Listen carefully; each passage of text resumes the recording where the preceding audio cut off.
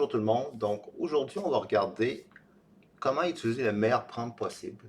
Donc, c'est-à-dire l'instruction qu'on envoie à ChatGPT pour bien exploiter donc la, la fonctionnalité donc de recherche web afin donc de structurer l'information qui est disponible sur le web de façon disparate ou de façon non structurée et d'obtenir donc un output de ChatGPT qui lui est structuré donc sous format de tableau contenant des informations précieuses. Le premier exemple donc, on va traiter, donc ça ici, ce document-là, vous allez l'avoir accès donc, dans le lien de la vidéo en bas. Donc, c'est les prompts qu'on va donc essayer aujourd'hui. Le premier, donc, c'est qu'on va chercher donc à avoir donc, un tableau avec les cartes graphiques donc, suivantes, leur prix, où est-ce que c'est vendu, le lien vers le produit et le site du vendeur, avec leur prix qu'on a déjà dit. Donc, si on s'en va utiliser ça ici, donc là, il va y avoir une recherche web forcément qui va être faite. Et on l'essaye donc dans ChatGPT.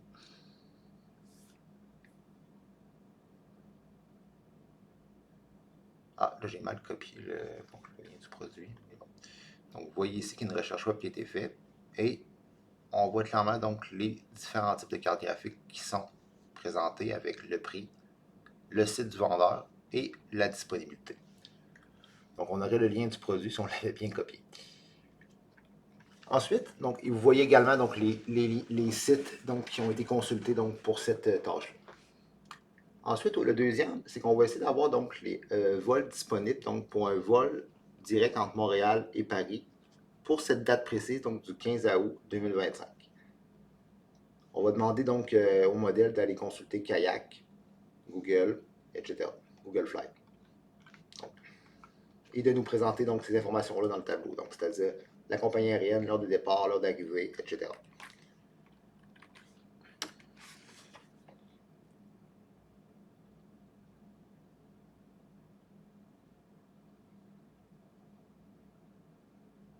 Et vous voyez donc que les différents types de vols donc, sont structurés. Donc, c'est normal qu'il n'y en ait pas non plus une tonne.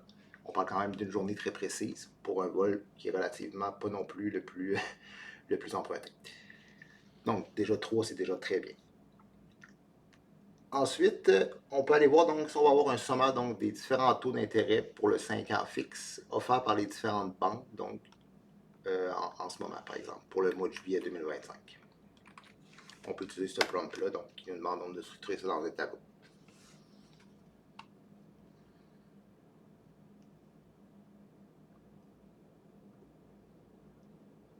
Et on voit donc les différents taux offerts par les différentes banques pour le juillet 2025.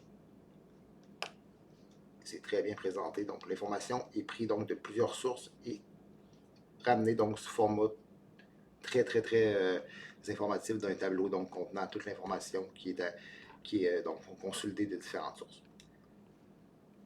Aussi, donc, si on cherche à avoir donc, un restaurant, une liste de restaurants donc, disponibles aux alentours donc, de l'Université Laval, avec donc, le type de cuisine, le prix, etc.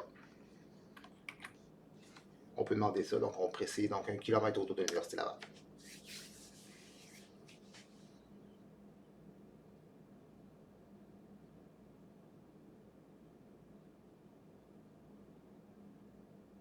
Donc, là, ils présentent 2 restaurants qui sont sur le site de l'université, ce qui est très normal, et d'autres qui sont aux alentours, donc avec leur range de prix, la spécialité qui est la plus populaire donc, dans ce restaurant-là, le type de cuisine et l'adresse. Donc, tout ce qu'on a demandé ici au final. Et finalement, donc, si on cherche un appartement donc, à Lévis, avec un prix moyen, donc avec un prix inférieur à 1200, une chambre, avec une entrée indépendante ou semi-privée, disponible donc pour le mois prochain. Et donc, on pourrait avoir donc les éléments suivants. Donc, on va demander au modèle donc, de nous présenter le titre de l'annonce, le prix, l'adresse du quartier, donc, ou le quartier donc, de l'appartement, la distance par rapport au pont vers la porte, étant donné que c'est ce qu'on cherche, proximité du pont vers la porte, la superficie et le lien vers l'annonce. Et on lui demande de classer ça par prix croissant.